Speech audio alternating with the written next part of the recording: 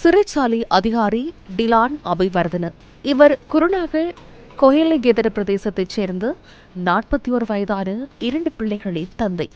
1985ஆம் ஆண்டு பிறந்த டிலான் இலங்கை கடற்படையில் 12 வருடங்கள் சேவையாற்றி அதிலிருந்து சட்டப்பூர்வமாக விலகி சிறைச்சாலை திணைக்களத்தில் இணைந்தார். நேற்று இடம்பெற்ற மோதலில் துரதிருஷ்டவசமாக உயிரிழந்த அவர் அந்த திணைக்களத்தில் 5 வருட சேவை காலத்தை பூர்த்தி செய்திருந்தார். சிறைச்சாலையில் ஏற்பட்ட மோதல் தொடர்பில் எவ்வித விவரமும் அறிந்திராத டிலான் விடுமுறை பெற்றுக்கொண்டு தனது மூத்த பிள்ளையை பார்ப்பதற்காக வீட்டுக்கு என்று செல்லவிருந்தார்.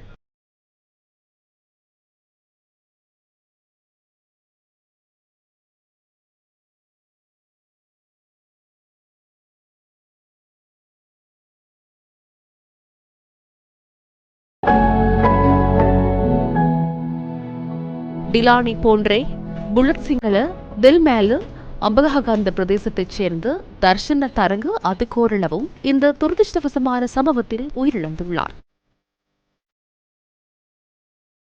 36 வயதான தர்ஷன தரங்கு ஒரு பிள்ளையின் தந்தையாவார். புலசிங்கிற தேசிய பாடசாலையில் கல்வி கற்ற தரங்கு 2 சகோதரர்கள் மற்றும் ஒரு சகோதரியை கொண்ட குடும்பத்தின் இளையவராவார்.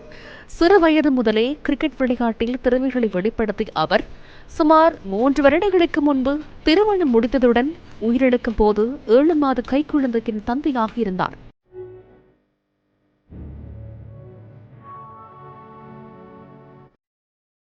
நீர்கொழும்பு சிறைச்சாலையில் ஏற்பட்ட மோதலால் திலகசிறிய நிலக்ஷன ருவான் திலகசிறியும் தனது உயிரை இழந்தார்.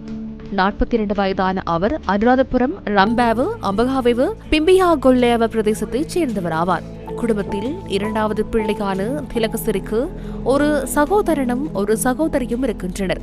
இதற்கு முன்னர் கடற்படையில் 12 வருடங்கள் சேவையாற்றி அதிலிருந்து விலகிய அவர் சிறைச்சாலை அதிகாரியாக பணியில் இணைந்து வெலிக்கடை, அங்குனுகொல பேலசு, மகர, மட்டக்கிழப்பு ஆகிய சிறைச்சாலைகளில் சுமார் 5 வருடங்கள் சேவையாற்றியுள்ளார்.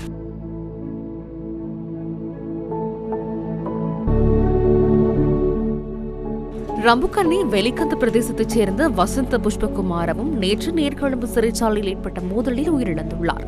44 வயதில் அவர் உயிரிழந்தார். 2 பிள்ளைகளின் தந்தையான வசந்த புஷ்பகுமார் இதற்கு முன்னர் 12 வருடங்கள் இராணுவத்தில் சேவையாற்றி பின்னர் அதிலிருந்து சட்டப்பூர்வமாக விலகி சிறைச்சாலை திணைக்களத்தில் கடமையில் இணைந்தார்.